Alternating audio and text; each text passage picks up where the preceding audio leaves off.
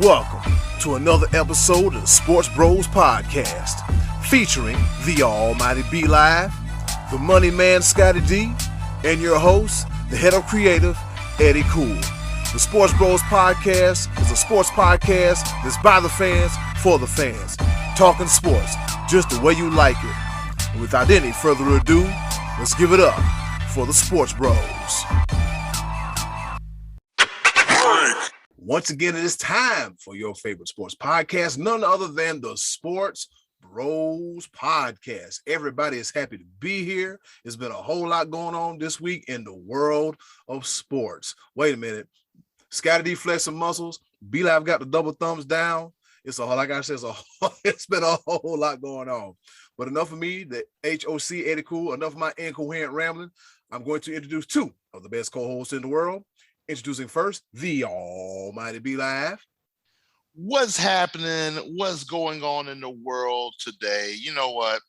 I could not be happier to be here with my two bros, but a lot did happen this weekend. So I'm actually going to concede my time because this is a very, very exciting time, and I'm going to allow the other guy to talk about one thing before we even get into it. Just go ahead and, hey, Eddy Kool, introduce the other guy, man. I'm excited for him. Oh, man.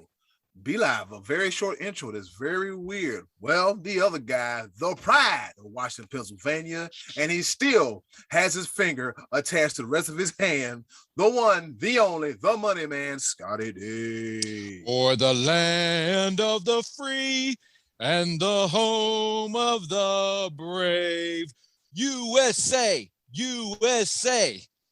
Guys, I was busy this weekend. I watched high school football, college football, pro football, UFC, Major League Baseball, and the Ryder Cup. Man, how cool was that this weekend, guys? Be Live, what was the score? 19-9, the most dominant victory ever. Wow. 19-9, baby. Now, we came into this as the favorite, but nobody buys that because the Ryder Cup typically has been dominated by the European team through the last couple decades anyway. Mm-hmm. Yeah, and you know what? We had our heavyweights in there for years. Jim Furyk, Tiger Woods, Phil Mickelson, and they'd go out there and just get smoked by Europe, by Colin Montgomery and Bernhard Langer and Sergio and Westwood and guys like that. And this weekend was like a whole new start. The U.S. started 6 rookies, and they all got points. They all won matches this week, not just splitting points, but they all got wins from the Friday morning. It began with 3-1 USA in the morning session, 3-1 in the afternoon session. We were off and running. It was incredible. Now, I will say this. The number one player in the world is Jon Rahm, and he looked the part. I mean, he looked unstoppable on the team play on Friday and on Saturday. And guys, this is so crazy. I was talking to my dad about this, and this happens every time I've ever watched the Ryder Cup, but it seems like all of a sudden every putt on the green is makeable. Nothing's too far. When these guys land for a 30-foot putt, I think it's going in, and a lot of times it does. And that's for both sides. It was incredible. This was an absolute putt fest here this weekend. But Jon Rahm, the best player in the world, looked to be the best player. He was dominant on Friday and Saturday in his team play. And then on Sunday in the number 3 spot, he faced Scottie Scheffler, our rookie, and Scheffler came out and birdied the first 4 holes. And at that point, the United States they already had 11 points. They were looking good. So Europe really just needed a miracle, but that was their ace that went out there. And right off the bat, he's 4 down after 4 holes. And that kind of set the tone, I thought, for the whole day. Scottie Scheffler went out there and beat him. And he believed he could because he beat him in a match play tournament before. So he wasn't worried about facing the number 1 player in the world. And that's kind of, our rookies. Colin Morikawa was out there. I mean, this guy is like the number 3 player in the country. Justin Thompson, DJ is number 2. He went 5-0. He won every match. And I think he was only like the 4th or 5th person that has ever done that in Ryder Cup. And I think the 2nd American. it was nice to see the fans behind Bryson DeChambeau, because this is a guy who's been getting the scorn from the crowd because of his feud with Brooks Koepka, and credit to both those guys. They had dinner, they hugged it out. There was really no mention of that at all during the week. Wait a minute. No, they hugged it out. They did hug it out. After, yeah, I know. I believe it was after it was over at the post match press conference. I think it was Justin Thomas suggested they hug it, and they hugged around the cup. So who knows? I mean, they're both petty enough for that feud could reignite. If you spoke that into existence, Scottie D, I will never forgive you. No, I want the feud. I like. We need a feud, but you're the ones that said that this is a possibility that they would hug it out, and then they would just, come on, we need the feud. But no, I know, I liked it too. But you know what? It was cool to see DeChambeau getting some love. And on Sunday, he went out on his first hole and he drove the green and had like a 35-40 foot eagle putt and made it. I mean, he was the only one to drive that green all weekend. He made it look easy. It's kind of weird because I don't always root for DeChambeau, but usually I root for guys like Victor Hovland and John Rahm. I like these guys on the European team. It's not like, Americans hate the Europeans. This is in this format, we're rooting for them. But it was kind of cool to have Bryson on our side, hitting those bombs when we needed them and making big putts like that. So all in all, having 6 rookies on this team and other guys that are still young. I mean, this is a young American team. Hopefully the tide swings and we go in and play in Rome in 2 years. And I hope we keep the momentum going, because I think they said that the average ranking for the U.S. was like 8 and the average ranking for the European was like 13. So there were more top players representing the United States right now in Europe. But all in all, it was a great time, as an American watching golf on a football Sunday, and my attention is to the golf. That's something that doesn't always happen, but it was a lot of fun watching that. And USA, baby, we got it done this weekend. So I just wanted to throw some glory for the USA Ryder Cup team before we tackle football for the weekend. So Eddy Kool, let me turn the program back over to you, my friend. Yep. Well, Scottie D, I'm really glad you brought that up, because there was no way that we were not going to talk about the Ryder Cup, because as you said, man, they went in there and handled business. They dominated. They did what they do best. And speaking of tackling, fellas, it is week 3 of the NFL football season. 3 weeks into this thing, y'all. 3 weeks into it. All right. In the format and fashion we've been doing for the past 3 weeks, we're going to ask 3 questions. All right, here we go. The first question: what team impressed us the most? Scottie D, which team impressed you the most? I got to say the Chargers. Okay. Because coming into the season, I thought they were going to be improved, but I still thought that was really going to be the Chiefs' division. And so far, the Chiefs, having lost the Super Bowl, look more like a team with the Super Bowl hangover than the Buccaneers do. I mean, usually you win the Super Bowl, you have a little bit of sluggishness, and the Buccaneers, I realize they lost this Sunday also, but they lost to a team that I picked to go to the Super Bowl. And so I'm not looking at that as bad for Tampa Bay. I still think they're going to win 14 or 15 games. And I think the Chiefs probably will too. But for the Chargers, this was a huge win for this team, especially considering they played the Cowboys last week and basically let them off the hook with numerous penalties. And they shot themselves in the foot a bunch of times. And to beat Kansas City in Kansas City, I was impressed with that one. That's a big one. That's probably Justin Herbert's early signature win. How about you, B Live? Well, since you want to slide a second game into that, I'm over here like, hey, stay away from my most impressed and stay away. Yes, I'm most impressed about the LA Rams. Yes, they went in and took on the reigning defending Super Bowl champs with all 22 starters returning. They said, hold on, player. We done improved. We done upgraded our quarterback. Our defense is exactly who they are. And man, the Rams are legit. I've been saying this and nobody's listening to me. And they showed it. Yeah, yes, I will definitely, Scottie D, you've been hearing me out finally, man. And the Rams did exactly what I expected them to do. All this 20-0 undefeated talk. Stephen A. Smith, cut it out. Lay off the weed. Yeah. Come on, bruh. Man, LA Rams. I'm telling you, Matt Stafford is that dude. Man, oh man. Cooper Kupp lead the league in touchdown receptions. I'm telling you, it's gonna be magical. The Rams are exactly they are the truth, and I was very impressed with them. It's gonna be hard pressed to stop them this year. Very hard pressed. They're balanced, and that's the most dangerous type of team is a balanced team. Their defense is legit. Their offense in the toughest division anybody. too. Be live. They're in the toughest division too. So by the time they get to the postseason, assuming they do, they will have had some tough battles to earn that spot. Yep. Oh yeah. I'm here for it.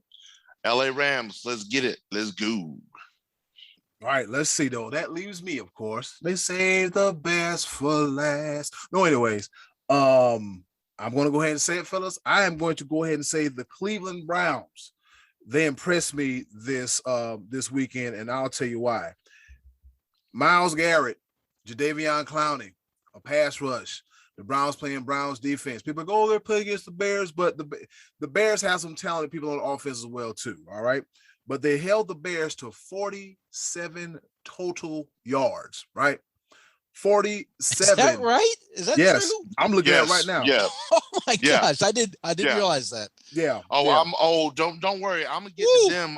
I'm gonna get to that a little bit later in our program because there's a certain question that you asked about that. Oh, buddy, yes sir. But yeah, Eddy Kool, go ahead. I'm telling you, I got some fire later. I'm telling you, I got some fire.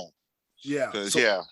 So dig this. They held them to 47 total yards, and yards per play, 1.1. Wow. You can't see it, but to our viewers, this is it right here.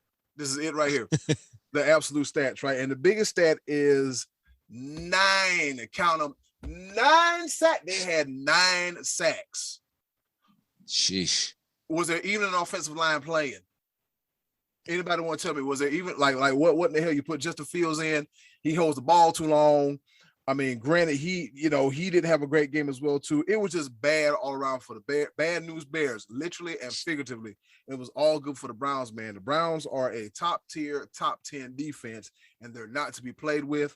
You want to speak of balanced teams? I think the Browns are balanced as well too, because they have a good receiver core. I mean, Odell Beckham, he really didn't do much, but I'm kind of thinking like last year they kind of got, they got far without having Odell Beckham, so it might pose a question who really needs who. But it's still early in the season to for me to make that assumption. You also got Kareem Hunt and Nick Chubb doing what they do, run all up and down everybody. They have good tight ends there in Cleveland, so Cleveland definitely has a good thing. So that's the team that impressed me the most this week. Top 10 defense. All right. That is impressive. That is really impressive. Very much so. Very much so. All right, fellas. Question number 2. Oh, go ahead, be live. I was going to say, Bears fans, be careful what you wish for. Yeah. That's all I have to say. Put Andy Dalton back in. There's a reason maybe why that Justin Fields was not on that field playing, and you saw maybe why. But I'm going to talk about that a little bit later in our podcast. Just stay tuned. Eddy Kool, yes sir. Let's get it. And there's that situation with Jimmy G, and when they put Trey Lance in, he finds the end zone. Oh, I'm sorry. Yes. What team surprised you? Question number 2, fellas. What team surprised you the most, be it good or bad? Be live. What team impressed you the most, good or bad? Well, the surprise isn't necessarily going to be the team per se, maybe the player, and it's a twofold, but I'm gonna say the team because it was the Baltimore Ravens against the Detroit Lions. For you to have to kick a game-winning field goal to beat the Detroit Lions, we're gonna bite them on the kneecaps, and not only have to kick a field goal, but an NFL record field goal of 66 yards that also should not have counted. So surprise, good, bad, indifferent Baltimore Ravens, because guess what? The play before should have been a delay of game. So instead of a 66-yard field goal, it should have been a 71-yard field goal. And no, you're not kicking that. No, not going to happen. But with that being said, Justin Tucker, congratulations. You are now the new record holder with a 66-yard field goal. Wow. So I am very surprised with the Baltimore Ravens. And I'm going to put in a little 1B of surprise because the former record holder with Matt Prater said, hold on, little buddy. 66? Nah, I got that. I can still beat that. And he goes for a 68-yard field goal, which gets returned 109 yards to tie another record for a touchdown. Wow. So we just had us a record-setting Sunday. Yes. And by the name of Jamal Agnew for the Jacksonville Jaguars. Prater, sorry, you were the record holder, but you are responsible for yet another record in the NFL. Yes, sir. Scottie D, who surprised you the most? What happened? Well, I'm going to tell you that the team that surprised me, I'm not surprised they lost because I actually picked them to lose, but it's the manner in which the Pittsburgh Steelers lost to Cincinnati. They look terrible. I do a pick'em pool with one of my other fantasy football leagues. I picked Cincinnati to win this game because I knew Roethlisberger was hurt. I knew T.J. Watt was hurt, but guys, they got problems. At one point, Ben Roethlisberger, well, I'm not going to say at one point, for the past practically 20 years, he's had a Hall of Fame career. He looks like, the best quarterback, one of the best quarterbacks in the AFC. Now he's the fourth best quarterback in his division. And their offensive line, they got problems beyond Big Ben. First of all, he can't throw. Second of all, he doesn't have time to throw because he's back there getting beat up. These offensive linemen are not good in Pittsburgh. I thought that it was, when I heard about that in the preseason, I thought it might be a little overstated, but they are not good. And they sunk a ton of money into one player, into T.J. Watt, who's on the sideline right now. And that's not very Pittsburgh Steelers like to pay out that kind of money. Usually they would let a guy like that go and build with other good, solid players. Well, now they've invested a lot of money into that guy. The defense didn't look all that good.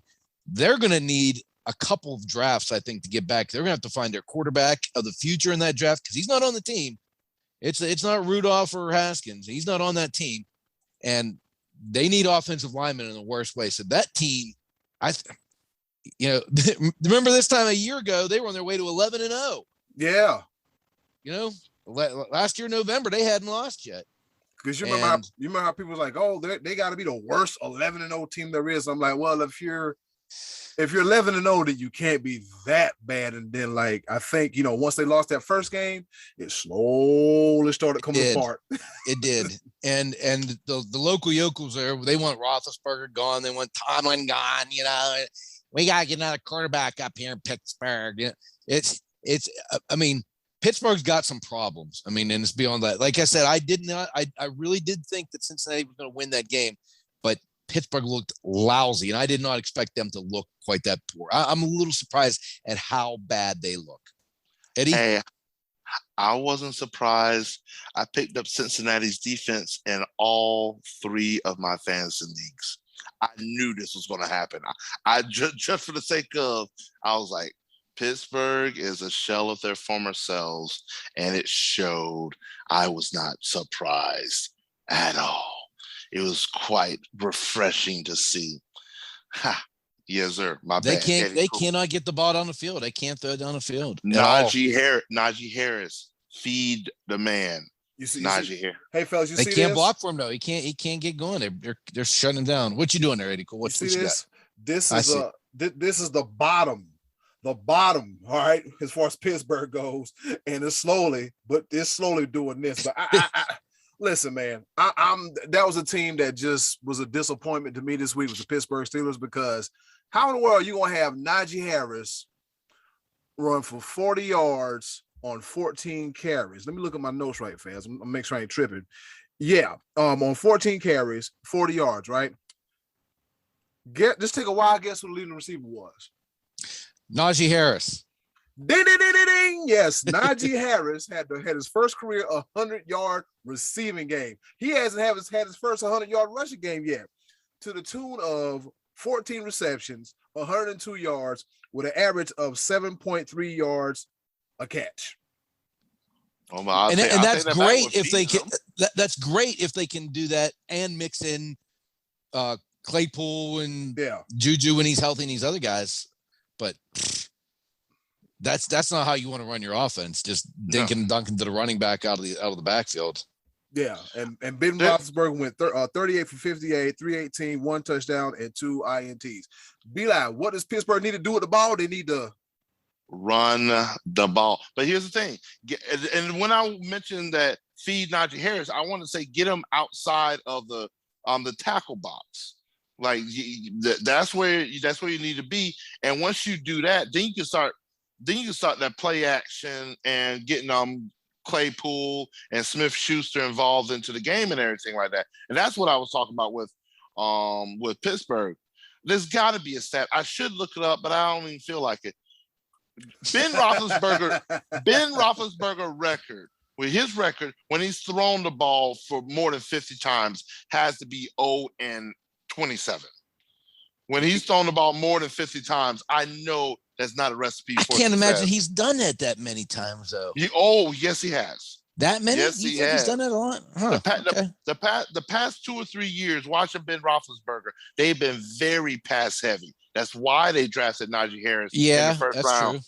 So they've been very pass-heavy. And so that's why I was like, when they picked Najee Harris, I was like, that's the call. But now, I mean, again, it ain't doing them much good if the O-line is terrible. And how happy is James Conner right now? He got out from behind that line. He's out there balling with a team that's winning games in Arizona. Yeah. Man, oh man. This is a bounce back year for a lot of players. James Conner definitely being one of them. Teddy Bridgewater being one of them. Sam Darnold being another one. Matt Stafford being another one. It's about the fit. Yeah. It is about the fit. So, I mean, let's go. Let's get it. Makes for good football. And I know at some point in time you want to talk about college football. But before we get there, be like, don't jump the gun. I'm gonna buy you some more time. Because I know for some people it was tough more than it was others. All right. Third and final question as we do a little NFL roundup here. What individual player stood out to you the most? I'm gonna go first. Since Be Live, you kind of told everybody how the sausage was made. Justin Tucker. And Justin Tucker is the most accurate kicker in the history of the National Football League. Justin Tucker. 66 yards, all foot, whole leg, quadricep, calf, tarsals, metatarsals, foot, force. just I don't know. I mean, yes, people will, hit the crossbar. Hey, look. Don't give up. Hey, look. 66 yards. It could knock a bird out the sky and still fall through the uprights and still be good as far as I'm concerned. But that's a lot of leg power, a lot of power derived from the hips to the glute, to the thigh, to the calf, to the foot to put a ball through the uprights. Justin Tucker is just impressive. He's just impressive. Who you got, Be Live? Well, before I say that, I'll hope that they have Pat McAfee on the Peyton and Eli show for Monday Night Football, because I want to hear him talk about Justin Tucker and that kid, because I know he's going to bring that energy. But my individual performance that I was impressed with, none other than Josh Allen. Bruh, balled out 358 yards passing, 129.8 passer rating, 5 total touchdowns. This is the MVP performance that we've been waiting on. That game against Pittsburgh earlier was a fluke. This is now the Josh Allen that should be leading the MVP ballot. There's a couple players out there, Kyler Murray, old man Thomas Aloysius Brady, the third attorney at law. But he I mean, we could talk about MVP race, but I mean, Josh Allen, bro, that he is that dude, and he will continue to have Buffalo in the talks. They're gonna have a deep playoff run. That game against Pittsburgh was a fluke. He is, mama. Here goes that man, especially Scottie D. I'm sorry. Especially what we know about Pittsburgh now. Yeah, man. Oh man, Scottie D. Which individual impressed you the most? I actually was thinking about saying Justin Tucker, because it's very rare that you get to the 50-yard line and you're in field goal range. When you're trying to win a game, you're at midfield and you're in field goal range. Right now, Justin Tucker he's as good at kicking as probably as Patrick Mahomes is at playing quarterback. He's that good. He's just making everything, and that's incredible. So then I thought maybe I'll go with a quarterback from California, because Justin Herbert looked pretty good. Matthew Stafford looked pretty good. Jimmy Garoppolo actually led the game-winning touchdown until they decided to give back to Aaron Rodgers. But how about Derek Carr, man? Carr's got the Raiders 3-0. Yeah. He threw for 386 yards, 2 touchdowns, only to 1 pick, against a very, and they fell behind to Miami, who's playing with house money, had nothing to lose, went out and threw everything at him. Got to overtime, got the game-winning field goal, but Miami kicked one to tie it back, and then he still went down the field with under 2 minutes or so to go and win again. So Derek Carr is to me very impressive. He's starting to. We're gonna have to start paying attention to this guy, because he's looking really, really good right now. It's kind of reminiscent. His career took a little bit of a backstep. Remember a couple years ago, he was kind of thought of as possible MVP candidate, and I think he broke his leg or something in a playoff game right before the playoffs started. I think it was his foot. It was his foot, yeah. But he was end up going out whenever we thought the Raiders were actually gonna have a chance to contend, and he hasn't been the same since, it didn't seem. And now maybe it's just taking him a couple years to get gel with John Gruden, but he looks really good right now, and the Raiders are 3-0. So I'm going to say Derek Carr for that one. Yep, that's cool, man. I'm with that. I'm with that. I like that. I like the way you put that together, sir. Yes, sir. Yeah, I like California quarterbacks. Yep, I like that too, man. Because I'm looking at Derek Carr, I'm like, man, this ever since that Week 1 Monday night game, I'm like, oh boy, old Derek Carr of 2017, he might be back, boy. I don't know. He might be back in these last 2 weeks, and he's really making people realize, hey, off to a good start for sure. Yeah, I'm out here too. I am out too. Well, with that being said, ladies and gentlemen, that about does it for the Week 3 wrap up of the National Football League. That's all I'm going to say, because I don't want them hitting us with a copyright infringement.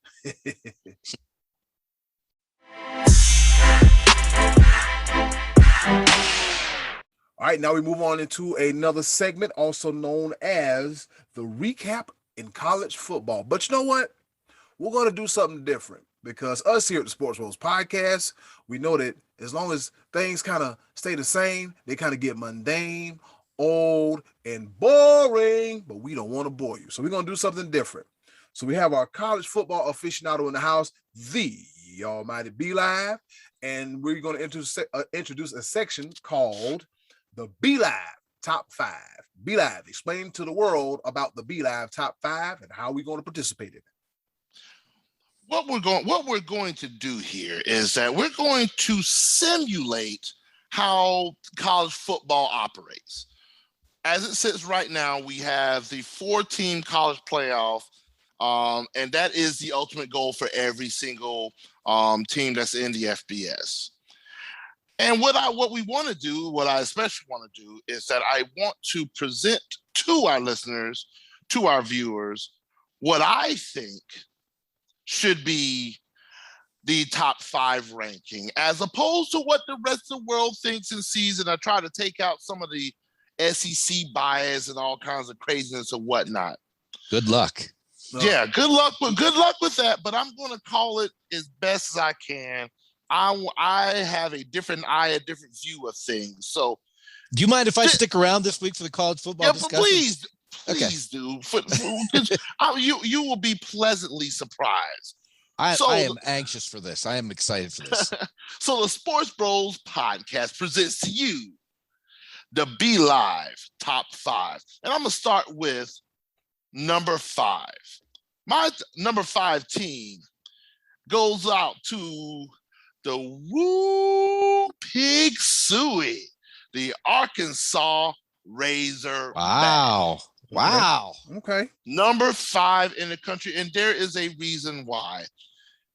Unfortunately, you can't necessarily get away from the SEC bias just because sometimes it's just pretty good football. Is Texas A&M as good as we put them up there as? We're not so sure, but I can tell you right now, Arkansas is shutting down the entire state of Texas right now. They beat up on the Longhorns, and now they beat up on the Aggies of Texas A&M. Put them in the conversation. And guess who Arkansas has next? They really could prove themselves because they've got Georgia next. Ooh, that's a good one. Do we know where that game is? I believe it's in. Let me pull that up real quick. I believe it's in Georgia. But either way, this is proving ground. This is man, oh man, this is exactly what football is all about. And I will give it to the SEC. This right here this is the proving ground. This is exactly what we think it should be, et cetera, et cetera. Let me look at this real quick. Where Georgia. The alma mater of Jerry Jones, the Arkansas Razorbacks. I didn't know what a Razorback was. But it's a pig. Okay, interesting. Ooh, Big XII. Bacon sounds good right about now. It really does. I'm not gonna lie to you. So it is at Georgia. Okay, that's a big one for them. In between the hedges. Yep. So the Arkansas really could prove themselves at this point in time. Number 4. Or I'm going to surprise everyone. Number 4 is the Alabama Crimson Tide. I'm starting to think this segment was a bad idea. But do tell. The reason why I knocked Alabama down to number 4, you just don't allow 250 rushing yards against anybody. True. Florida is one-dimensional. You know they're going to run the ball. And Florida dominated the offensive line and ran the ball down Alabama's throat. Florida gave the blueprint on how to beat Alabama. And the reason why I knocked Alabama down to number 4 is guess who has the best rushing attack in the SEC? Arkansas. You would think that. Them boys in Georgia know how to run the ball. So if it comes down to it, an SEC championship between Alabama and Georgia, Georgia wins that game handily. I'd love to see that one. Oh, me too. So right now, just based off of what I've seen, that Florida game painted the blueprint. You never count out Nick Saban. That's why I have Alabama in the playoff right now. But I knock them down from number 1. They got to prove it to me next go round. They got to prove it to me. Number 3. Oh, I hate to say this. Terrible Pete Talansky. He's going to enjoy this so much. God bless. We are Penn State. They're balling. I have Penn State at number 3. I think they are the best team in the Big Ten. I think they are the best team. That's why I put them at number 3. They have been balling. They have a balanced attack, offense and defense. I really see them doing damage. Penn State, they're doing what they're supposed to do. I think they have a tough road ahead of them. They still haven't. They still got Ohio State, and I feel like right now Ohio State wants to play spoiler. But right now, as it sits, I have Penn State at number 3. Number 2. I want the entire nation to pay attention. Not pay attention. Look out west. Stay up a little bit longer because I have number 2. I have them Ducks of Oregon. Quack, quack. I think they made that statement win against Ohio State. I think they handle business in the Pac-12. I think they run the table, and I have them in the playoffs. I think they have the talent for it, and we need to pay a little bit more attention to them out west. I have them as number 2, which leaves, without question, everybody should know who my number 1 team in the nation is, and it's them boys in Georgia, them Bulldogs. Their defense is stout. They have the top defense in the country. Them boys know how to run the ball. They know how to dominate the line of scrimmage. They know how to dominate the time of possession. It's Georgia right now, just the way they're playing, who they have to face. Georgia-Florida will tell a lot. That Georgia-Florida game will tell a lot. But as it stands, though that is BLive's top 5.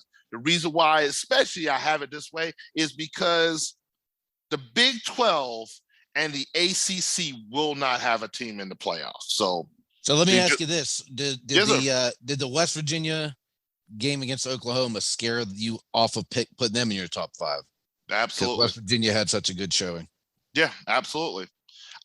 Oklahoma, Spencer Rattler is not who we thought he was. Off to a slow start, kind of. Doesn't look dominant like we thought. He was number 1 in the Heisman ranks. All this hoopla at the beginning, and they have struggled. They have not dominated teams they were supposed to dominate. It's been close game after close game after close game. The game to watch out for Oklahoma this year is actually going to be Oklahoma State. Oklahoma State, people ain't watching out for them. I think, once again, the Big 12 beats up on each other. I think Texas comes in. I think Texas beats Oklahoma as well this year. I think the winner of the Big 12, I think the winner of the Big 12 is going to have 2 losses, and you're just not going to make it in the playoffs. They're going to beat up on each other, and I don't even want to talk about the ACC right now. Not even where all the roads lead to. Yeah, no. Right now, the roads they're under construction right now. Oh my God! This is episode number. Oh wait a minute! It's episode 125, and the roads went from leading to Dabo to under construction. I'm gonna say this quickly because I want y'all to opine on. But I'm just gonna say this real quickly. Okay. Bubble screen, slant, RPO, and 50-50 ball fade. That is the entirety of the Clemson playbook. It's not good. It's not good. That's it. What kind of coaching staff do they have down there? Tony Elliott, I need you just to do better. That's it. You're predictable. And now maybe their quarterback's not capable of much more than that. They're not allowing him to. He may not be that good where he can do more that they're asking him to do. So what's the difference between his 400-yard passing attack from last year to what's happening now? Some guys regress when you game plan for them. Some guys regress. I don't know. DJ Ukulele look a little shaky to me. The reason why he's shaky is because he's wanting more than what they're giving him. I'm watching the wide receiver patterns. I'm seeing the routes that they're running. There's no separation. They're calling the same plays. They're calling bubble screen and slants and fade routes. That's it. Watch the wide receivers. Watch them. There's no separation. He's trying. And when the one time he got outside the pocket and gave himself a few more seconds to throw the ball, he threw a dime. to Justin Ross. I was like, this is it. This is what I've been waiting to see. Open the playbook. Open it up. Maybe he hasn't studied. I don't know what it is. There's something wrong. But sorry, with Clemson losing to NC State, North Carolina losing badly to Georgia Tech, there is no top tier team in the ACC. A certain team knocked off a very, very impressive New Hampshire team by the score of 77-7 this past week, and that was the team from Pittsburgh. Your our Pitt Panthers are looking like they. I don't know how you don't have them in the top 5 after a 77-7 victory. Didn't Pitt just lose to Western Michigan? That was a long time ago. 77. That was a week ago. They scored 77 points this past week over handing New Hampshire their first loss. That was an undefeated New Hampshire team. Man, Pitt should be up there in at least the top 3. Very, very impressive Pitt team right now. The fighting Pat Narduzzi's. I'm gonna see you on October 23rd. PITT. Let's go, Pitt. God, I'm so afraid to go. I'm so afraid to go. I'm afraid because it's our team is not looking good at all. I think your pick of Georgia's number 1 is not a stretch. I think they're one of the few teams that can play with Alabama. I don't know about sliding Alabama quite that far down because I think they would still beat Penn State or Oregon, who you have both ahead of Alabama. But I can see Georgia head-to-head holding their own and even beating Alabama. So I'm okay with all your teams on there, except that Pitt should probably be at number 2. Stop talking. Eddy Kool. But the reason why, I'm gonna tell you the reason why. Because that was my way of not having such an SEC bias. I think winning your conference championship should hold weight. Conference champion, 1, 2, 3. So Georgia winning the SEC. SEC is the best conference. Oregon winning the Pac-12. I think Oregon's slightly better than Penn State. So I put Oregon up there. Then I put Penn State as the Big Ten champion, and then after that, I put Alabama. Do I think Alabama could beat Oregon, Penn State? Yes, they could. But I want to get, like, honestly, not even gonna lie to you. The reason why I also set it up this way is I want the SEC to face each other in the playoffs. I want the Georgia, Alabama again, because I want to see another team and I don't want to see an all SEC title game like we've seen numerous times in the past. So maybe I'm more SEC hater at a little bit, and Uncle Max will let me know about it at some point in time. So I think we also got to keep our eye on UCLA out there. I know they got a loss already, but they might be the team to challenge Oregon finally out there in the Pac-12 this year. Yep, that's true. That's going to throw everything, and now be just a whole nother monkey wrench. Be Live, your top 5, yeah, I'm cool with Georgia. Alabama, that's that damn Nick Saban, man. You just can't count Nick Saban out. Nick Saban is just like Tom Brady. If even 25 seconds is too much time for Tom Brady. And as far as that goes, let me see. Alabama. I'm sorry, Georgia. Yes, because they can run the ball and beat the snot out of somebody. You had Arkansas where, number 5? I had Arkansas number 5. Yeah, Arkansas is otherworldly right now. It is. They're just doing some otherworldly stuff. They're just playing very good, some very good football, and a very tough SEC West. This is the division with Alabama, Auburn, Arkansas, Mississippi State, Ole Miss, Texas A&M, if I'm not mistaken. Yeah. Oh yeah. Yeah. That's one division. That's one division. So if for them to hold their own, props to the Hawks. Out of the 7 teams that are in the SEC West, only 2 of them are unranked, and that's LSU and Mississippi State. And if I'm not mistaken, Auburn's still ranked, and Arkansas has all these teams on their schedule still coming up.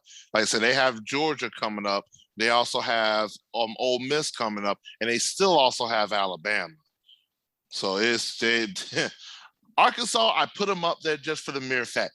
If they pull off a couple more huge victories, you gotta put them up there. Mm-hmm. I think if they win this Saturday, you got to put them up they're there. up there. Yeah, they're they beat Georgia on the road, and that's you all of a sudden you in legit talk. You're in rare air. Yeah, Georgia a win on the road at Georgia. Yeah, you got to be up there. You got to be. Yeah, got to be. All right, B Live. That's a good job with your debut edition of the B Live Top 5. Oh, thank you. That was well thought out. I try.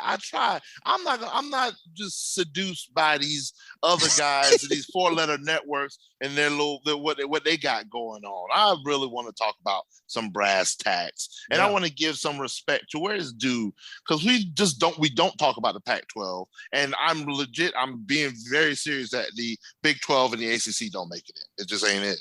It ain't it. Pitt will probably be in the playoffs, but anyway. All right. Very good. Had to put that jab in. And ladies and gentlemen, that is the B Live Top 5. If you enjoyed it, let us know. Leave us something in the comment section on the Facebook page. Let us know what you think about the B Live Top 5. And guess what? B Live, he'll talk back to you. You sure will. He will talk back to you.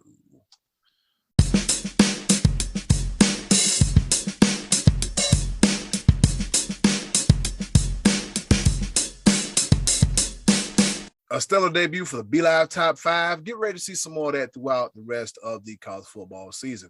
Fellas, baseball is going crazy. Yes, I know the past 2 episodes have been football heavy, but there's been a whole lot of baseball going on. Stuff going on with the Padres, and then the hottest team in baseball, the Cardinals, the Yankees, and then everything else in between. Scottie D, get us up to date on these here baseball playoffs in the making. Well, the Cardinals kind of came out of nowhere and spoiled the party for the Reds and the Padres. The Padres have to be the sickest team right now. They went all in on this offseason, loading up on pitching, and they were right there in the hunt until the All-Star break, and then just I cannot tell you why that team suddenly couldn't hit or pitch anymore, but they have squandered. Right now they're in third place in their division. The Dodgers in second place have 100 wins. The Padres in third place have 78 wins.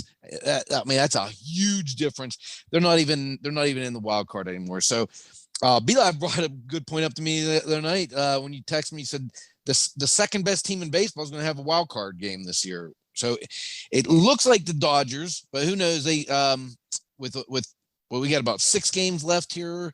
Going in, because it's Monday night. So going into Tuesday, we got about 6 games left. The Dodgers would have to make up 2 with the Giants. I don't see the Giants letting off the gas and letting that happen. So unfortunately, it looks like we're going to have Dodgers and the Cardinals in the wild card. And that one of those teams going home is going to be a shame after 1 game. That's why I don't like the 1-game wild card. That this should be a best of 3 in this first round, I think, because you're going to have either the team that's been the hottest team for the last 2.5 weeks going home after 1 game, or a team that won over 100 games going home after just 1 game. And I don't think that's fair. I mean, I don't think I'm alone in that, right? Well, here's the thing with this. You can look at it both ways. Tell me right now, who isn't going to watch the Dodgers versus the Cardinals 1-game winner take all? That could easily be the most watched baseball game. I promise you. Absolutely, it'll be super exciting. They're going to throw every pitcher. They're going to throw, just pinch hit, pinch run, designate. Oh my goodness. It is everything bottled up into 1 game. And it's going to suck. What if it comes to this, though? What if it comes to this? What if, let me look at what the wild card standing is right now. But the Dodgers are going to be competing this whole week to win their division. The Cardinals, they have a 5.5 game lead on the Reds. So after they win 1 more game, they don't really have to compete the rest of the week. The Dodgers might have to use their best pitcher on Sunday, if they say they go into Sunday, they're tied with the Giants, and you have to use their best pitcher for that. Hey, you know, hey, and Dodgers. I'm gonna throw a hint out there. Dodgers, rest your players, because you're going against an angry Padres team that might want to try to play spoiler, while the Giants are going against the lowly Diamondbacks. The I'm just Giants saying they're going to take. But you're absolutely right. And you're right that it is going to be super exciting, but at the same time, the Dodgers are going to have something to play for, or the Cardinals won't. So the Cardinals can have their best pitcher ready, whoever they choose that to be, whoever they deem is ready to take the mound in the one game winner take all. But maybe the Dodgers need to use Max Scherzer on Sunday because they're still trying to win the division. And if they don't, then he's already been burnt and they don't have their top guy. So I'm not a big fan of the one game thing because I don't think it's indicative of what baseball really is. Because baseball, I've said before, is series after series after series, starting in April all the way until this coming weekend. So that's compelling. But you're right. I mean, that, don't get me wrong. If it comes down to that, which it looks like all signs are pointing to that, I will most definitely tune in to watch that. I'll be super excited to watch that game. But I just wish that there was a best of three. Shorten the season by 3 games, and then you have 2 extra days to play with to do that best of 3. And also, the Yankees went into Fenway this past weekend and swept the Red Sox. That was huge because the Yankees now have a 1-game lead on them. If it ends up tied, the Red Sox hold the tiebreaker in the wild card. So if they end up with the same record, the Red Sox would host that wild card game in Fenway.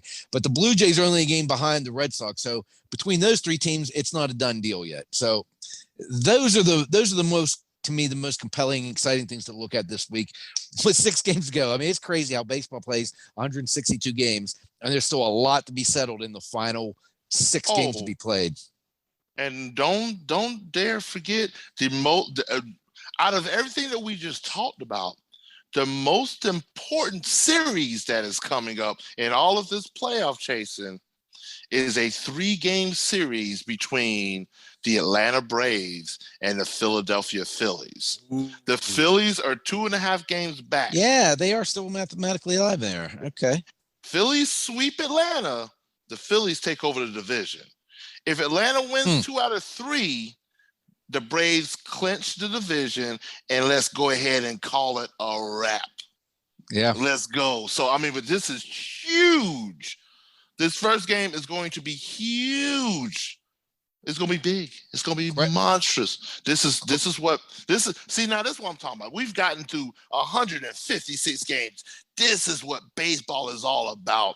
Oh my goodness. This is when I love baseball. I love baseball. It's just a long season, but this is why every game counts. Yeah. And man, I know you guys are Braves fans too, and I got to give them credit because I was ready to write them off at one point because they lost Acuna, and I think Ozuna's out too, right?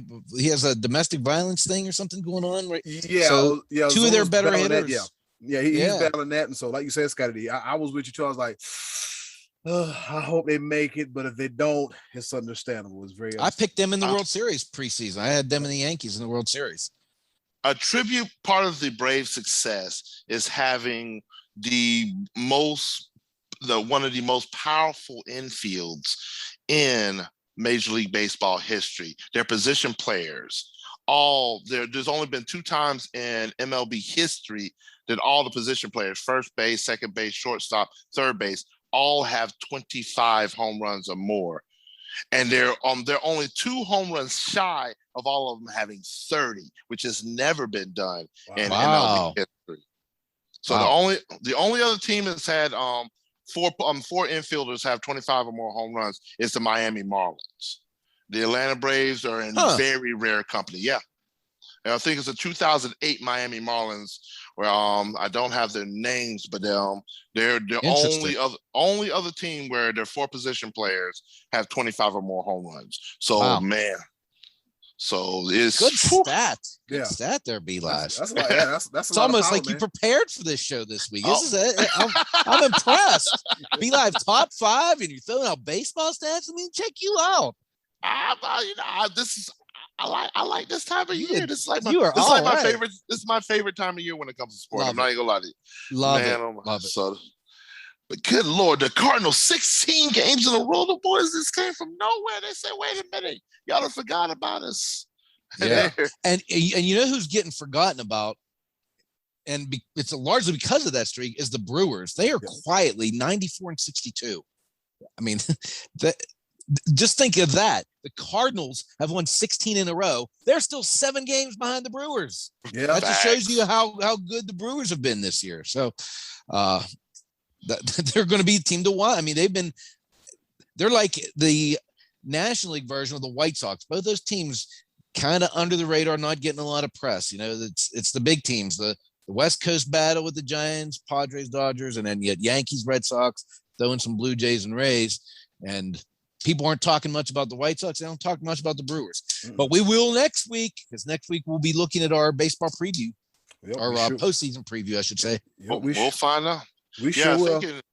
In the AL race, there's still 5 teams that are still in contention for those 2 wild card spots. So it's going to be very, very interesting indeed. Toronto versus the Yankees. That's going to be huge. Big. That's huge. Another 2 games only separate the if Toronto can pull off 2 out of 3, or if they pull off a sweep, oh boy. No. Come on, you don't want to hear that. No. Oh, and on the other side of the coin, fellas, will the Texas Rangers join the Orioles and the Diamondbacks and the 100 Loss Club? Oh, there's another team that's knocking on that door too. But we don't want to talk about them. We tried. That's why I didn't bring them in. They play their games right across the parking lot from the best team in the ACC.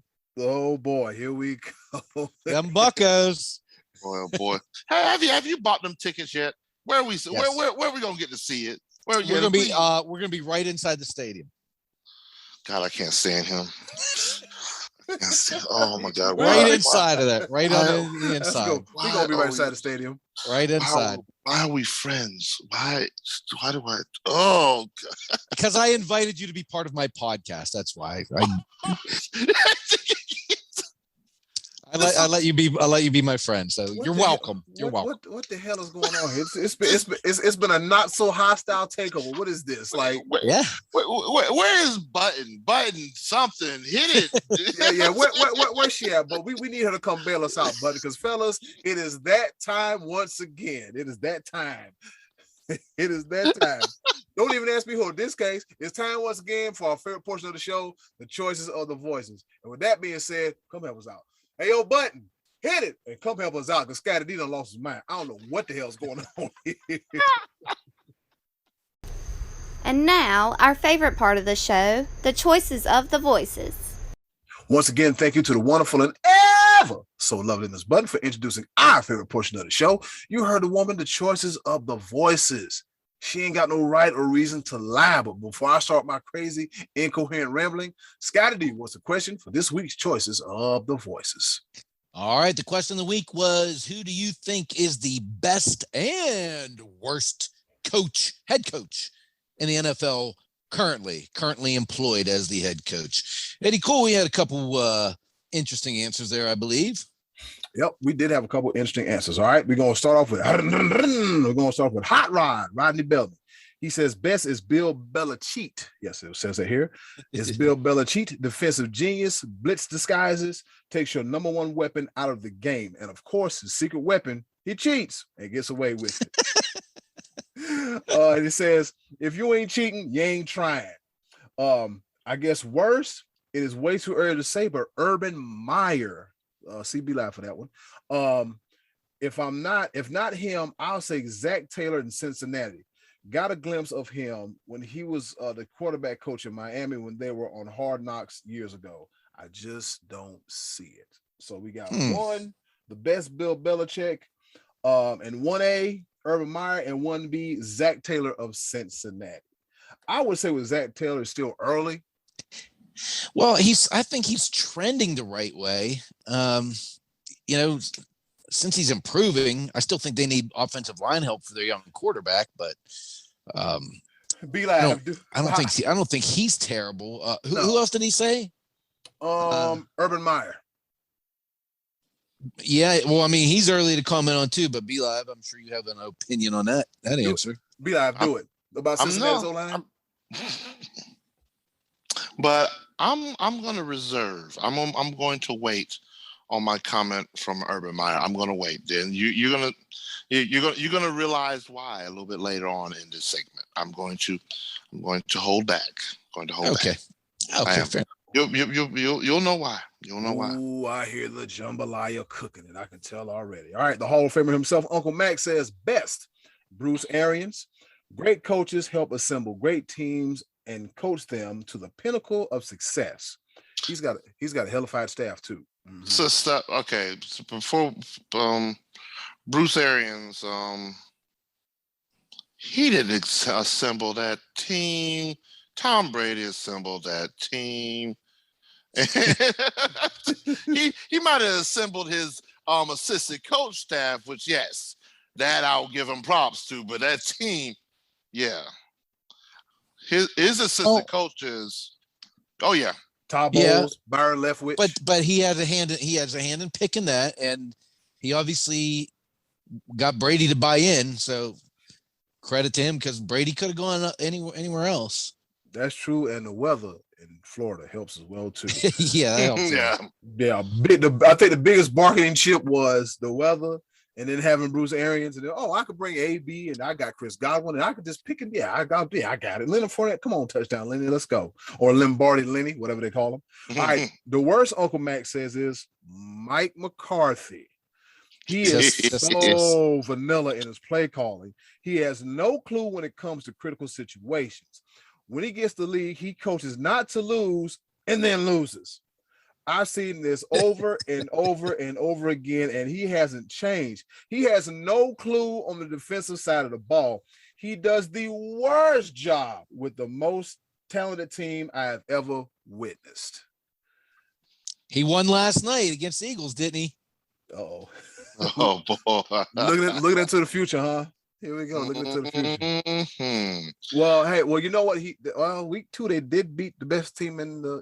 Some say the best team in the NFC. Oh, hold on. Wait a minute. Hold on. I just realized what Scottie D just did. Because we're recording Monday. Yeah. That game hasn't started. Yeah. Wait a minute. That game has not started yet. Boy, if the Eagles could win. They didn't. The Cowboys won last night. Well, that didn't age well.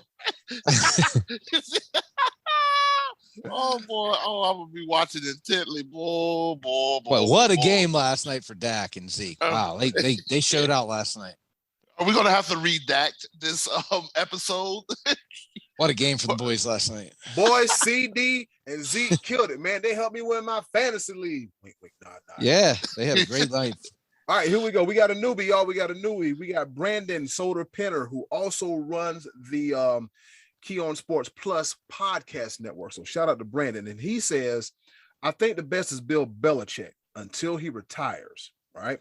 John Harbaugh isn't talked about enough, though. His teams are always competitive. He won a Super Bowl with Joe Flacco and then completely changed his system with Lamar Jackson and stayed relevant.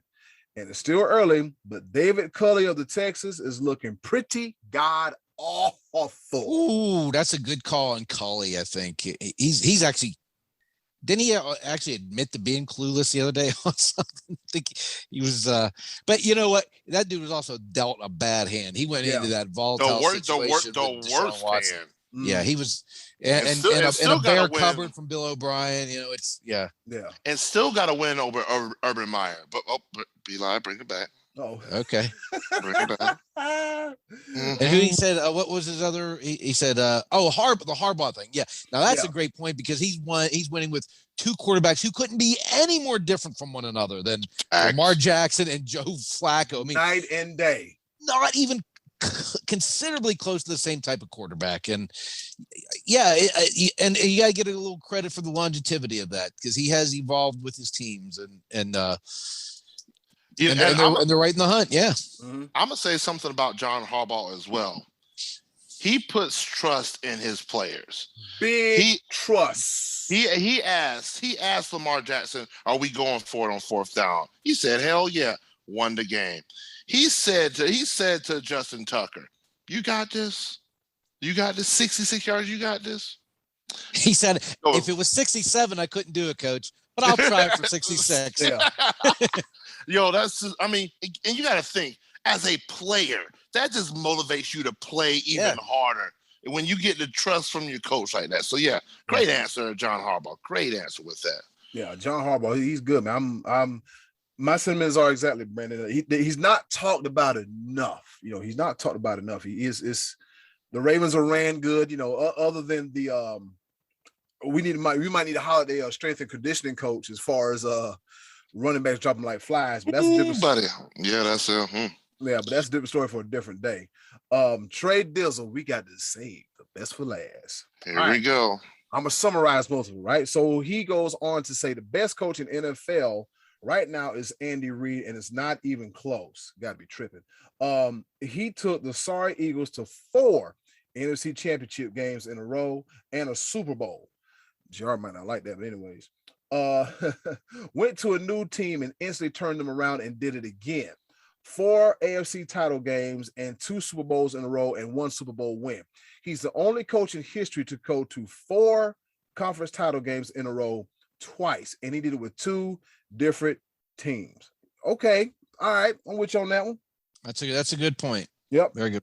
He said anybody can coach Brady, and Bill Belichick without Brady, and Bill Belichick without Brady has a losing record, well below 500. So scratch him off the list. Ouch. The worst coach in the league is easily Mike McCarthy. I thought Jason Garrett made some questionable time management and go for it calls, but Mike McCarthy makes Garrett look like a rocket scientist. Mike McCarthy went for it last year on 4th and 14 inside of his own territory in the exact same game, punted on a 4th and short on the other team's half of the field.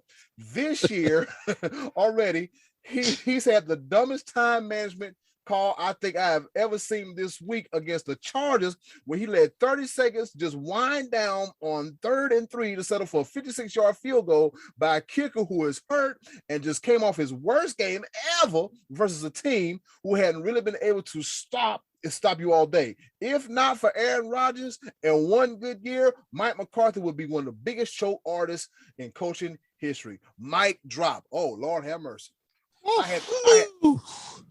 The vitriol of Trey Dizzle. Buddy. If I wasn't sitting down, I would have to have a seat after that one. Good Lord. But you know what? He makes good points, though. He ain't lying, though. No. He made good points on both guys. I mean, if you guys remember, I wasn't exactly excited when we were on the air and I found out that McCarthy was the Cowboys head coach. We were actually recording whenever that information came across my desk. I gotta find that clip. I gotta find it. That Money Man rant was epic, boy. Yeah, I wasn't super excited. And the Andy Reid thing, I always thought that Andy Reid going to those 4 championships with Philly should have won a couple more of those. I always thought he kind of got outcoached in those situations instead of getting to the Super Bowl and winning. So there's a lot to be said for doing that. My holdback on him is I think sometimes he gets a little cute with his play calling and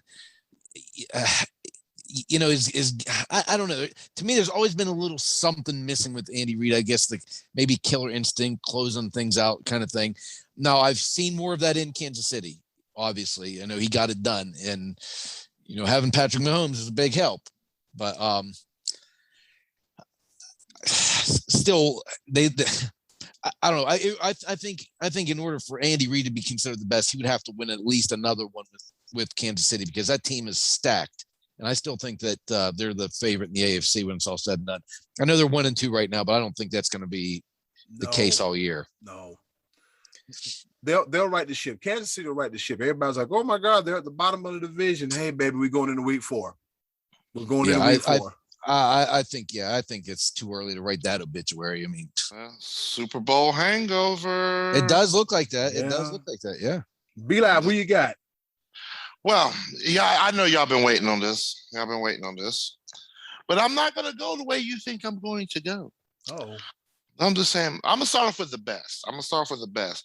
And I actually centered my answers off of this year and this year alone. I didn't really take too much in consideration when it comes to past success and everything. But when it comes to the best coach in the NFL right now, my hat goes off to Sean McVay. Sean McVay, and I'm putting up a little bit of past, his innovation, and then to make the move, like Jared Goff just isn't our guy. I see something in Matt Stafford, and I'm willing to make these moves. I'm willing to send off these draft picks. I think Matt Stafford will get us over the hump. We've made moves, put pieces in place that should pan off for us. And I think this is the very year. They were very close already to getting over that hump, but that anemic, and I say anemic, that boring Super Bowl that we watched. But they were there. They were there. This is when they were in St. Louis. But man, but now I think Matt Stafford has been exactly what the Rams needed. So, and just the moves that he's made, and just his innovation on the field, the calls on the play calling. Sean McVay, hats off to him. Now, to the worst NFL head coach, and I want to emphasize right now, I had every reason in the world to choose Urban Meyer until this weekend. Oh, who did you choose? Urban Meyer is still horrible at the NFL head coaching position, and he's going to successfully ruin my beloved Trevor Lawrence. But he is off the hook because all of the rookie quarterbacks this year have a combined record of 1-10 when they have started. So none of them are doing good, especially this one guy that finally got his start with the begging and the pleading of the fan base. And his coach qualifies as the absolute worst in the NFL, and that is by the name of Matt Nagy. I have never seen someone put their quarterback in such a horrible position. He set his rookie quarterback up for failure. Justin Fields is not a drop back quarterback. He's never been. You really think that your offensive scheme is so successful by what? Please tell me what. What reason, what rhyme would you go completely against the tendencies of your quarterback you drafted in the first round, and you led that man to slaughter? My God, I've never seen such a worse performance. And that's not on Justin Fields. You took that man completely out of his comfort zone. And so this whole time, you weren't going to start the man because you screwed up in his development. And you threw that man to the wolves. You knew he wasn't ready with your offensive scheme, and you threw that man to the wolves. You should have been a grown man as an NFL head coach and said to the American public, especially your fan base, I did not prepare this young man to play this sport. You set him up for failure. The Cleveland Browns defense is legit. And you had that man drop back as opposed to starting his. Come on, bro. He was getting killed. You knew better than that, Nagy. He should be fired immediately. That I've never seen. He might get it. He might get it. Urban Meyer is a very close second because God, he just does not know what he's doing at all. At all, he has no idea what he's doing. And the Jets organization is just still terrible. They're still terrible. But man, Belichick's not getting it done with Mac Jones. It's not happening for any rookie quarterback. So thank you, Carolina, for doing what you knew what was best to do and picking up Sam Darnold as opposed to trying to move up in the draft, et cetera, because Sam Darnold's doing what we need him to do, and my Panthers are 3-0. But Matt Nagy, keep pounding. And Matt Nagy should be fired immediately. I've never, ever in my life seen such a horrific,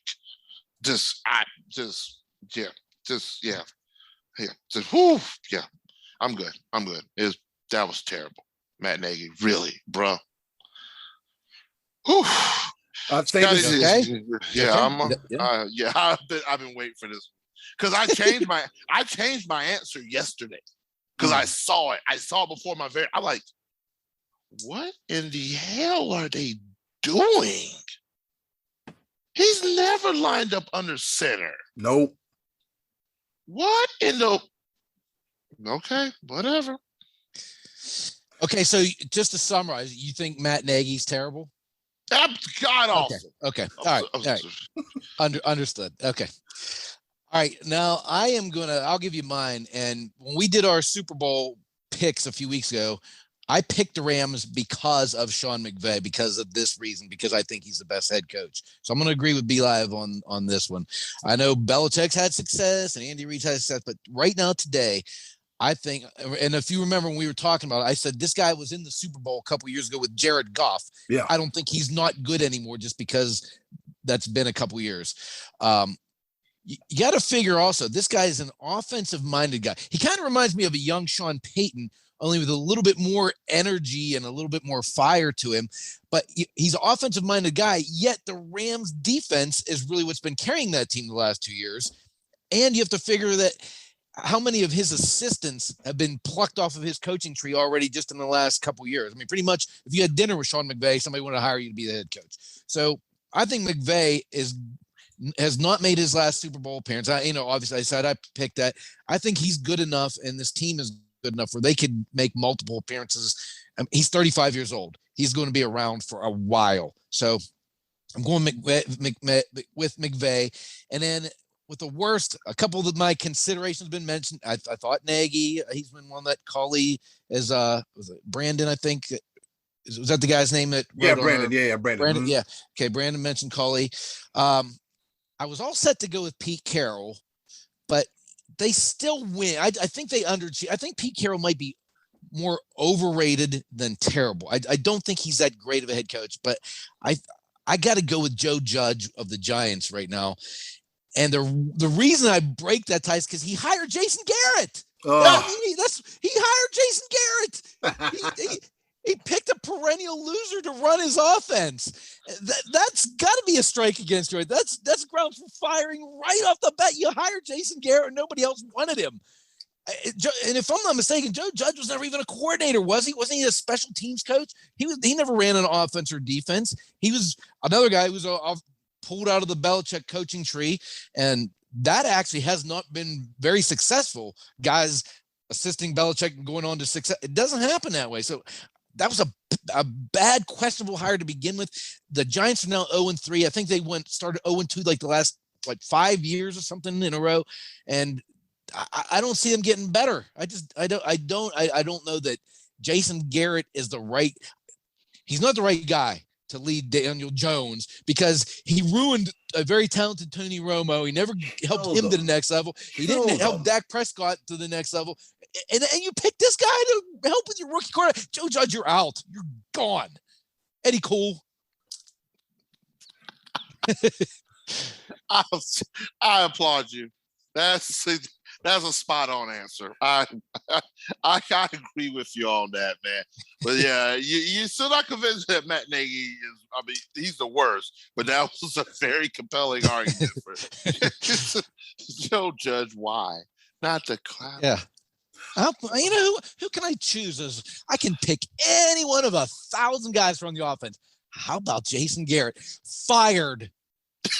Right there. Fired. If that's the case, he should have went ahead and plucked Kellen Moore from Dallas. Yeah.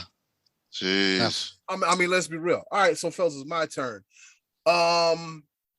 Because I'm kind of close and privy to the situation. Of course, you know, I live right outside of Cleveland. I would have to say Kevin Stefanski, and I'm going to tell you why. Even though last year was his first year and this year is year number 2, he took a perennially terrible franchise that at one point went 1-26. They didn't win anything at all. Kevin Stefanski has gotten the Browns to buy into the philosophy. They are drinking the Kool-Aid, they eating the dinner, and they washing the dishes, okay? Like, the greatest restoration project of all time is turning the Browns from to, hey man, here come them Cleveland Browns. Watch out for them. Yeah, and it takes a special person to make that happen. And I'm just glad that Kevin Stefanski wasn't another retread. He's fresh, he's new, he has ideas. I mean, he has, you know, he has Baker Mayfield. I mean, if you've been watching Minnesota Vikings football, run the ball, all right? Run the ball. And Cleveland has done what they need to do to show up their offensive line. And also you have Nick Chubb and Kareem Hunt as well, too. And then you also, I forgot the other guy's name. He's God, not Dearness Johnson. But anyway, his name will come to me. Yeah, so he like Kevin Stefanski looks like he knows what he's doing and knows what the hell he was doing, because you got a lot of coaches out here faking and fronting. But I would say the best coach right now going into year number 2 is Kevin Stefanski, based solely off the restoration project that he did. Like that's a very tall order. And if he didn't win Coach of the Year, I was gonna write somebody a nasty letter. Like WTF is goings on. The worst coach. What's the guy in Cincinnati on the other side of the state? What's his name? Zach Taylor. Zach Taylor. Shout out for drafting Joe Burrow. This was the year you were supposed to draft an offensive lineman, but instead you got Jamar Chase, which has turned out good for you. But you wonder how your quarterback got beat up last year? You're supposed to protect your quarterback. Your quarterback is a big-time investment. He's a big-time investment on your team. You got to protect him at all costs. Even if that means not getting a wide receiver or another running back, you got to protect him. But somehow, this dude was like, well, we're just going to go get a wide receiver. Huh? I'm just hoping that Joe Burrow is not running for his life again. But the thing about it is, I see that they're trending up. I'm hoping that the Bengals continue to trend up. And if not, I'm going to point this finger right here at you. Hey, you should have got you a lineman. Jamar Chase is nice, but you should have got you an offensive lineman. Because without you, because what they say, you got to draft the quarterback, you got to draft the guy to get the quarterback, but somewhere in between then, you got to draft the guys to protect the quarterback. You got to figure something out. Like the defense ain't that bad, but Taylor, man, Zach Taylor, you have to figure out how. You got to get you some linemen, man, some offensive linemen. Or you're going to kill the kid. You're going to kill the kid. You got to kill the kid. That's my 1A. And my 1B, I would have to say David Colley, because he just got dealt a bad hand. Even though he got a win, it's not going to look good for him. It's not going to look good for him. It's going to be very tough. It's just good. Like, he going to cut his teeth and have some growing pains this year. So it's going to be very, very bad for him. But, yeah, Mr. Taylor, I ain't let you off the hook, buddy. If you're around next year, you see my finger? If you're around next year, go get you an offensive lineman to protect Joe Burrows. You remember what Joe Burrows and Jamar Chase did in college? You want a replication of the NFL, which can happen? Shore up your offensive line. All right, that's all you guys do. I hope I'm not asking for much. I'm not even a Bengals fan, and I hope I'm not asking for much. All right, fellas, so we got everything in this week. That's it, buddy. Yeah. Perfect. Be live over here, clearing the stove. Here we go. All right, shout out to Rodney Bellamy, Uncle Max, Brandon, and Trey Dizzle for their participation in this week's Choices of the Voices. Money Man Scottie D, what's on tap for next week? All right. And also do want to give a shout out to Matty Ice because I think he responded to Trey with some Bill Belichick stuff. So we'll just give him a quick shout out for I think that's what he was trying to get at. I think he was trying to say Belichick. Anyway. Yeah. So next week, since we're going to be on the theme next week, going into the baseball postseason, I'm going to ask you, what pitcher would you choose that is active playing this year that you would like to have pitch for you in a wild card or a game clinching scenario? I asked something similar to this before, but it was like kind of in the broad spectrum of any pitcher in history you would like to have as your clutch pitcher. But this one, we're going to focus this one on our current season, current pitchers. What current pitcher would you choose to start a game for you to win a wild card game or a series clinching game? And that, Kershaw. Yeah, I know you're teasing. All right, so Eddy Kool, that'll give us something to talk about next week. Maybe it will be Clayton Kershaw. Maybe I'll think of that. Be live. You remember 2 years ago? He's a bum. He's a bum. Man, 2 years ago, I let Clayton Kershaw have it so bad. I let him have it. Oh, boy, I let him have it so bad. I had to sneak that one in there because that was funny. Because I forgot which game that was. Bop over the fence. He's a bum. Get him out of here. Only to find out what the Astros were cheating on along or whatever. Yeah. Crazy stuff. Join us next week for another edition of Choices of the Voices. Pew, pew, pew. Okay, boys, let's bring it home with a round of pepper. Well, you heard the woman. It's time for us to go home and get the hell up out of here. Ladies and gentlemen, it is now time for a round of pepper. You know how we do it. 3 topics, rapid fire style, kind of, sort of. Not really. We're going to sprinkle a little pepper in it, baby. Just like that. And, of course, I'll go first. Now, you remember when Vontae Davis decided in the middle of a game, hey, man, I'm going to just go ahead and get up out of here. I'm going to retire.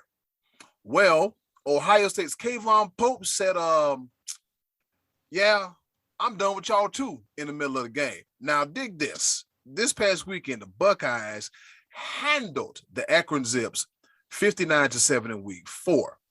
Right, so, yes. And so from the looks of it, he apparently quit the team in the middle of the damn game. That's one of the wildest things I've ever heard.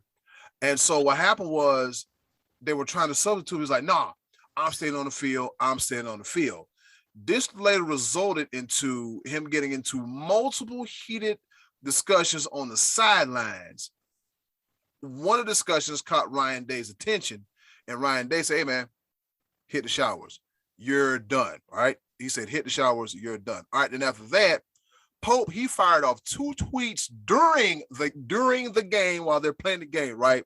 And one of them has since been deleted. It says, F Ohio State. It's a no-no. That's a no-no. That's a no-no. And then he gonna turn around and says, good luck to my teammates. Yeah, he had to change his tune real quickly. And Ryan Day just said, well, a statement from Ryan Day. He said, senior linebacker Kayvon Pope has been dismissed from the Ohio State football team. Kayvon will continue to have the use of the programs that benefit our student athletes, such as our student athlete support service offices, and we will support him with his progress towards graduation, which is good. He will remain on scholarship through the duration of this semester. You know what? The kid caught a break because it could have been very, very ugly. So that just goes to show, even though football is an emotional game, try to hold them in check, especially when you beating the brakes off of Akron 59-7. Over to you, Scottie D. Right. And speaking of dumbasses, Lyle Collins of the Dallas Cowboys got suspended 5 games a couple weeks ago. We found out after the opening night game against Tampa that he would be out for the next 5 games. because of a failed drug test. It seemed a little unfair, seemed a little crazy that, he was getting 5 games. He hadn't actually failed any tests. And now we know why. The NFL had actually was going to agree to reduce it down to 2 games, except this knucklehead bribed somebody. He bribed the test taker or somebody. He bribed somebody. Come on, man. Come on. This isn't real life. And now another edition of high-level knuckleheaded activities. I thought that 5-game suspension was unfair, and now I'm going to stand by it. That's not fair. He should be suspended forever from ever having any kind of job for that kind of stupidity. Be live, over to you. Penalty box. Oh, gotta go. And what was it? You said Kayvon Carter for the formerly of the Ohio State. Kayvon Carter? Pope. That's his, Pope. Kayvon Yeah. Pope. On behalf of 1/3 of the Sports Bros podcast, this is just from the almighty Be Live. For that tweet, I would like to sign you up with a NIL name, image, likeness deal, because I would also like to say F Ohio State D. And I stand behind you 100% with that. So, in the fact that you lost your scholarship for the 2nd semester, I would like to. No, I'm just going to stop right there because I ain't got that type of money. Anyway, nothing. The past statement has not been endorsed by the Sports Bros podcast. All right, 3 college football playoff games you may or may not have heard of. Game number 1, and I've already mentioned this earlier, but this happened to go on between the Arkansas Razorbacks and the Texas A&M Aggies, because this right here puts Arkansas on the map. This is the building of their playoff resume, because they've got 4 more playoff games before we even get to the playoffs for them to get through, because their next game is at the University of Georgia. The game after that is at Ole Miss. Then the game after that, Auburn comes to Arkansas. That's 3 top 25 teams. Arkansas can easily, if they win all 3 of those games, you got to put them in the top 3. I'm not talking top, I'm talking about top 3 in the country. I put them up there because that is a gauntlet to go through. Going to Georgia, then going to Ole Miss, but Arkansas, they already put statement wins against Texas and Texas A&M. If anybody's to do it, woo pig suey. Playoff during the regular season. Eddy Kool, the ball. All right, moving right along to me. All right, so here we go. We got some more news in the NFL. And are you ready for some Wild Card Monday playoff football? Yeah, you heard me. That's right. The NFL, once again, yeah, Scottie D, I know how you feel about it. The NFL said, you know what? We like Monday Night Football so much, we're going to include a wild card game. A wild card, a playoff game, if you will, on Monday nights, right? So, it goes as follows. In addition of a Monday night game in the 2021 playoffs, Super Wild Card weekend games on Saturday, and then 3 on Sunday, and then 1 on Monday. Yes, and here's the thing about it. The network has yet been determined as to who will host this Wild Card Monday playoff game. You know, people have issues with player safety. It's already going to be a long season. I mean, they expect the playoffs last year. The NFL just keeps growing and growing and growing. And before you know it, we'll be having 40 teams. Yep, football overload. Over to you, Scottie D.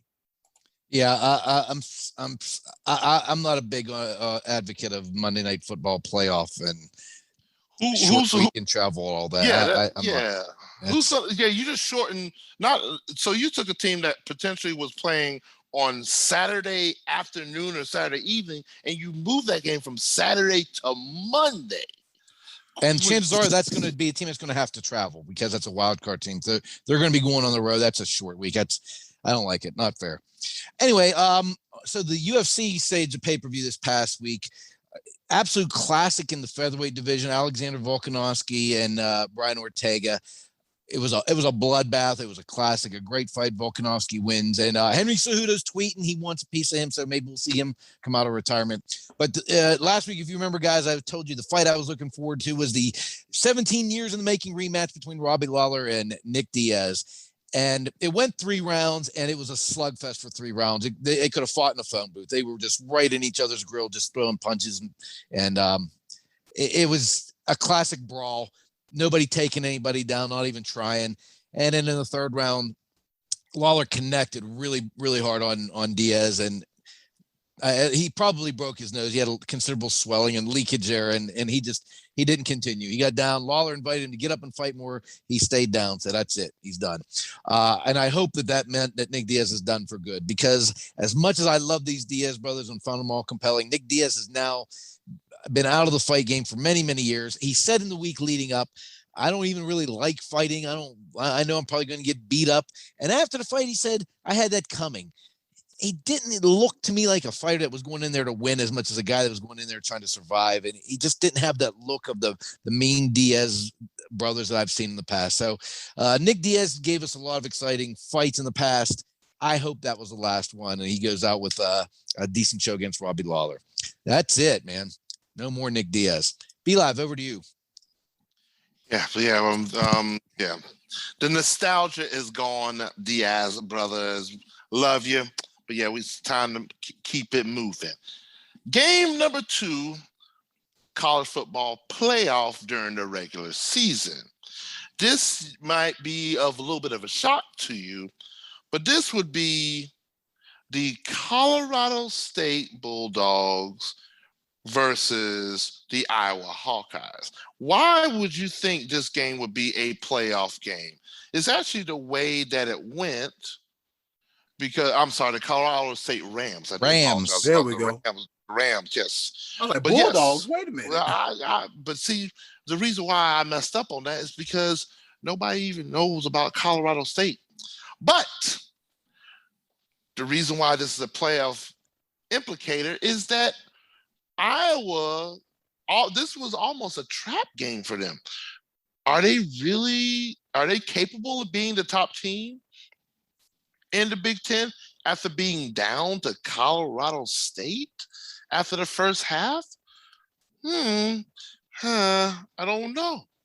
We shall see, because in 2 weeks, they get in the face against Penn State. So you're number 3 team. So we shall see. That will definitely tell the tale of the tape. Eddy Kool, the ball. And I'm catching the ball, running down the middle. Touchdown, Eddy Kool. Speaking of football, B Live mentioned last week, he said, Eddy Kool, since you've been covering some high school football games in the Northeast Ohio area, maybe you should tell us about a game that you covered this past Friday. I'll tell you all about it, but you got to go read the article at Keon Sports Media Group. I'll post a link for you to check out. But anyways, the Berea Mid-Park Titans, they were on the road as they took on the Amherst Steel Comets in Amherst, Ohio. Let's just say this.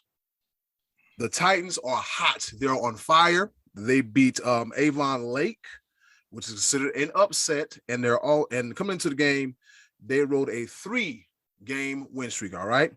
I got to tell you about a quarterback by the name of Luke Devins. All right. The senior signal caller, he went 23 for 35 passing and 398 yards in the air and 6. Yes. 1, 2, 3, 4, 5, 6 touchdowns. Wow. Not only did he get it done in the air, but also by land as well, too, as he accounted for 82 rushing yards on 8 carries and 1 touchdown. So let's say it like this. The Titans had 624 yards of total offense, and Luke Devins, Luke Devins accounted for 480 yards and 7 touchdowns on the night. The final score, Berea Mid-Park 55, Amherst Steel Comets 7. Over to you, Scottie D. Sound like a college game. Don't do that. Don't do that. It's not necessary. All right, one last point for me. I'm going to also do this one in regards to the UFC. They had a Hall of Fame ceremony last week, and UFC actually inducts fights. Classic Fights is like Hall of Fame fight. In this past week, I saw that. I saw they did that. That's cool. Yeah, that's one of their annual things. They induct actual fights, and they chose this last one is John Jones and Alexander Gustafsson from a few years back. It was a really close fight that John Jones got beat up and still ended up winning that fight. But in an interview when he was up there, he was saying, "Yeah, I'm looking forward to fighting in the second quarter next year at heavyweight. I put on a bunch of weight. I'm training really good. I'm getting heavy, and I don't even really drink a lot of alcohol anymore." And when I heard that quote, it kind of bothered me because as a guy who used to drink a lot, I used to say things like that, and then I would get in trouble. And the next morning, John Jones got in trouble. He got arrested in the early morning hours in Las Vegas on a domestic violence charge. Now, I don't know that he was drunk when this happened, but it seems at 4:00 in the morning, a guy with a history of getting in trouble with drugs and alcohol may have imbibed a little bit. I don't know. I can't say that for sure, but it's another bump in the road for John Jones, a guy who does not fight as often as he should because of disputes with management and drug suspensions. And now something like this crops up. And I hate to see that because John Jones is looked at as the pound for pound best to ever be in the UFC. And we just don't see enough and feel enough of that as compared to this. And I really hope that John Jones thinks about what he said the night before. When he said that, it bothered me because as a guy who used to drink too much, I used to say, I'm not drinking as much as I used to. You know, I've had problems with it. And now I have completely eliminated that from my life. And I'm feel so much better for it. And I wish that John Jones would do that kind of thing and say, you know what, I'm just going to eliminate that. I'm going to train and be the beast and get everyone's respect back and be the UFC heavyweight champion. Best of John Jones, man. I'm not preaching at anyone or preaching at him, but I really hope he gets it together and before time runs out on his career. Be Live, over to you. Message to John Jones. Don't believe the slogan. What happens in Vegas does not stay in Vegas. Do better. You may need to stay out of Vegas because it seems like every time you end up in Vegas, you end up in trouble. Dana White said that too. Dana White said that. And I made a meme of it because that's what I do. All right, hashtag Be Live memes. Hashtag What Happened memes. Yes, I did do that. All right. Game number 3 of college football playoff games in the regular season. And this is going to be yet another shocker to you because, I mean, you know, it is what it is. But this past weekend, the Notre Dame Fighting Irish faced against the Wisconsin Badgers. And Notre Dame beat them handily, 41-13. Is Notre Dame trying to make a case for the playoff with them not being in a conference? They have yet another statement game coming up this week against Cincinnati, the number 7 team in the country. Bearcats. So that's going to be a huge good one. game for both teams because they're both trying to make a statement and to make it into the playoffs. But what's hurting Notre Dame is their schedule, because I had doubts about Notre Dame early when they barely beat an 0-4 Florida State Seminoles team by 3 points, and then barely beat Toledo by 3 points. Now, what they did against Wisconsin, that could make a statement. They would absolutely have to run the table because Cincinnati is the last ranked team that they would face as it stands right now, because they've got a slew of ACC games where none of them are ranked where they could have been. Virginia Tech, North Carolina, UVA, Georgia Tech are all on the schedule for Notre Dame. Sorry, ACC is not doing you well this year. But then also they have games against Southern Cal, against Navy. Navy's having a real down year, by the way. And Stanford, which we don't necessarily know which Stanford we're going to get. So their schedule is not being friendly to them. So they need to beat teams handily, just like they beat Wisconsin, in order to make a case. So every game to them is going to be a playoff game, and they have to do it in convincing fashion. So, college football playoffs is every single week, and that's why college football is more compelling to watch. We have no idea how this season is going to go. Absolutely no idea. There's going to be some very meaningful games coming up, and I'm going to continue to report them every single week. Anybody know the score of the Pitt New Hampshire game this past week? Eddy Kool? I got some friends in New Hampshire, man. I'm gonna have to ask them, man. They might not talk to me, but I'm gonna have to ask them though. I thought Pitt might win that game by 60, but I didn't think they'd win by 7. They lost to Western Michigan. Long time ago. Long time ago. Not gonna lie, I'm gonna go ahead and say it. Screw it. I'm gonna go ahead and say it. I am nervous about making this trip to Pittsburgh on October 23rd. I am very, very, very, very freaking nervous because the last time I went to a Clemson Pitt game was the only time in the past 6 years that Clemson has lost a game at home. Co-national champions that year. But they still with that. Stop it. You're not going to do that all weekend. I know this much. That weekend, we're going to win that game. We will win that weekend. Who is we? We will win. We are winning that game. Eddy Kool. Pittsburgh is going to lose, and you're not going to claim Clemson as we. We are going to win that weekend. We're going to win. God almighty. Ladies and gentlemen, this has been another epic and wonderful episode of the Sports Bros Podcast. As always, we thank you for listening. Wherever you listen to the podcast, if you listen to us on Apple Podcasts, please leave us 5 stars, write a review, use the hashtags who is we, do better, penalty box, whatever. You just say something so that way we know that you are listening to us. And also, man, if you're watching us on YouTube, hop in that comment section. Don't be surprised. Scottie D's getting out of here, and that can only mean one thing. And in closing, do something nice to yourself. And if you can, do something nice for someone else. Yes, just do something nice for all in general. I forgot what I was going to say. Just do some nice stuff, y'all. They'll really appreciate it now more than ever. It's been another episode of the Sports Bros Podcast. That's a damn shame. I forgot the closing line. I'm looking at myself like, what are you going to say, Eddie? Don't you know what to say, fool? Appreciate it now. Well, anyways, yeah, do something nice for yourself if you can. Do something nice for someone else. They'll appreciate it now more than ever. Goodbye. Good night.